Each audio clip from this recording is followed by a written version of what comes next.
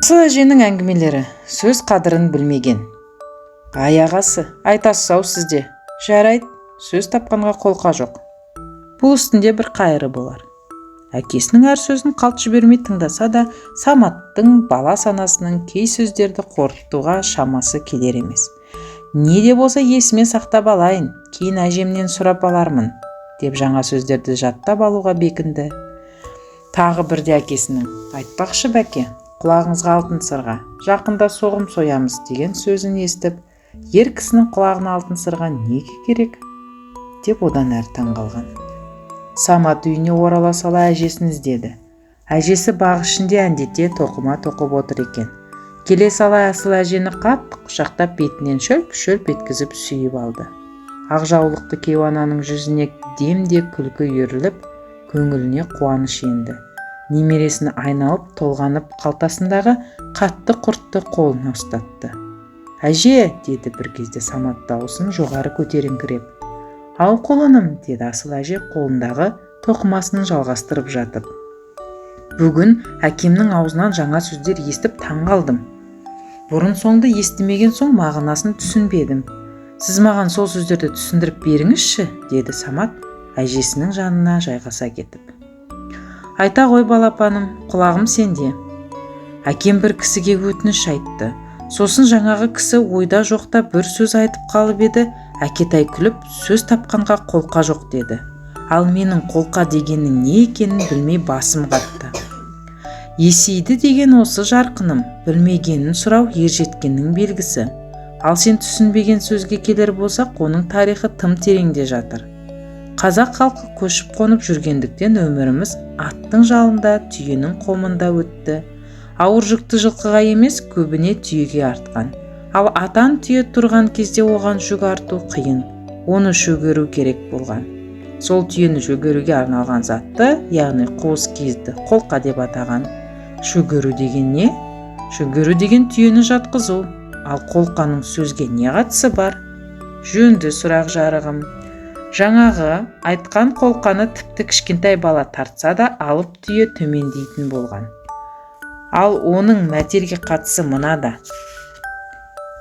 Кезінде сөзге сенгіш, уәдеде тұрғыш қазақ бір-біріне өтініш жасар болса, саған айтары қолқам бар деп көмек сұраған. Қолқа салынып тұрған адам еріксіз шөккен түйедей иіле кетуі керек болған. Егер одан бас тарту көргенсіздік боп көрінген. Тек сол кезде қиыннан қиыстырып ойда жоқта сөз тауып кеткен жағдайда ғана өтінген адам сөз тапқанға қолқа жоқ деп өз жөнімен қайтқан. Қазақ әрбір сөздің киесі бар деп сенген. Сондықтан олар бір-біріне қолқам бар деп қолайсыз уақытта келе салмаған. Түсіндім әже, демек маған біреу қолқа салса, мен оның өтінішін қайтармай міндетті түрде орындауым керек қой. Ақылыңнан айналдым арғымағым. Тек біреуге қолқа салғанда абай бол. Сенің бір сөзің оның өмір бойғы арқалаған жүгіне айналып кетпесін, деген әжесі тұруға ұқталғанда.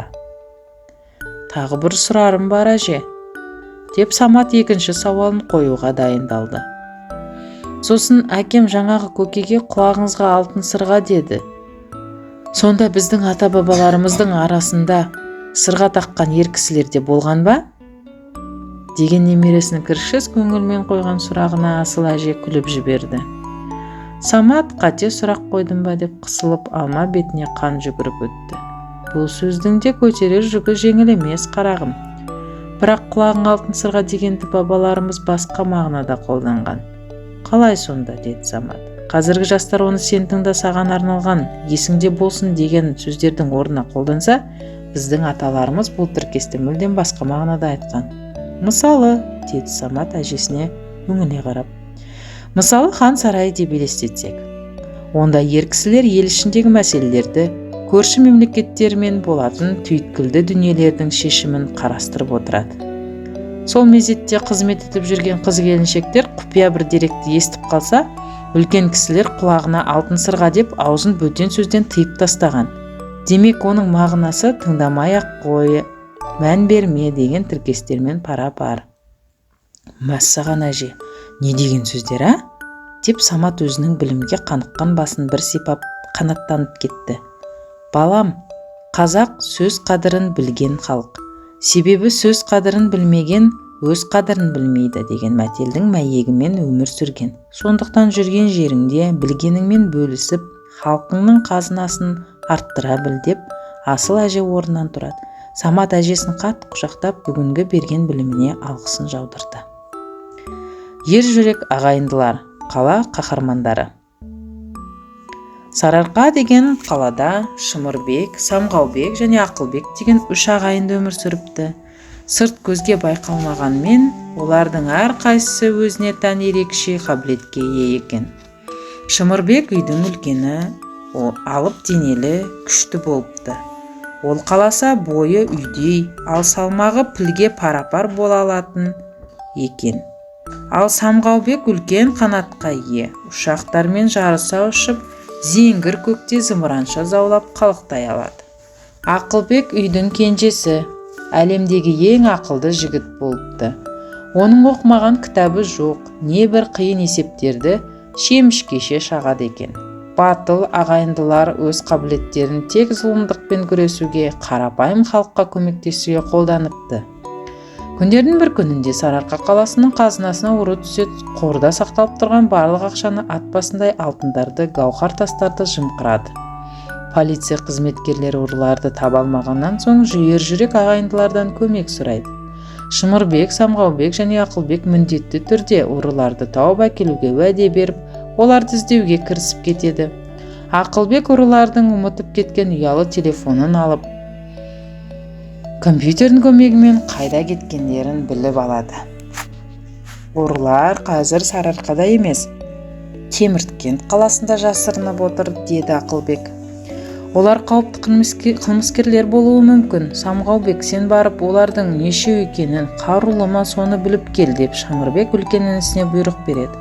Жарайды деп Самғаубек сапарға аттанады. Теміркент қаласы Сарыарқадан шалғайда екен. Бірақ Самғаубектің өзінің қанатын жайып жіберіп, ұрылар тығылып отырған үйге көзді ашып жұмғанша жетіп барады.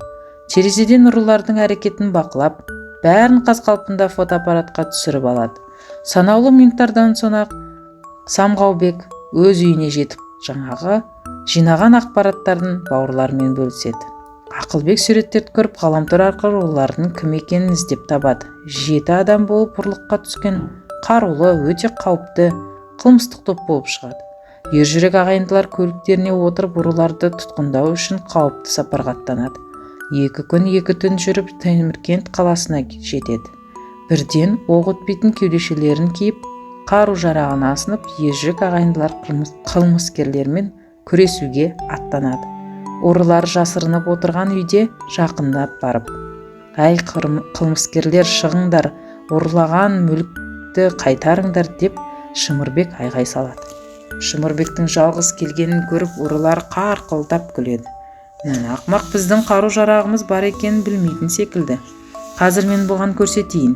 Тез мылтықтарыңды оқтап, мына алыпқа оқ жаудырыңдар деп ұрылардың басшысы бұйрық береді. Шымырбекке оқ қарша борайды, бірақ оның бұлшық еттері шымыр болғандықтан бірде-бір оқ дарымайды. Шымырбек ұрылардың көңілін аулап тұрғанда, Ақылбек компьютер арқылы үйдің жарығын өшіре қояды. Бұл кезде Самғаубек үйдің терезесін арқылы кіріп, ұрылардың оқ-дәрісін жинап әкетеді. Ұрылардың оқтары таусылады. Оқтайын десе оқ жоқ. Қап, оқтың бәрі қайда кеткен, енді қайттық деп ұрылар қорқа бастайды. Ақылбек жарықты қайта қосады. Ал Шымырбек үйдің есігін бұзып кіріп, қарусыз қалған ұрыларды оп-оңай жеңіп, бәрін тұтқынға алады. Қылмыскерлер ұрлаған ақшаны, шекелерді өз иелеріне қайтарып береді. Осылайша ер жүрек ағайындылар халықтың алғысына бөленіп, қаһарман атанады.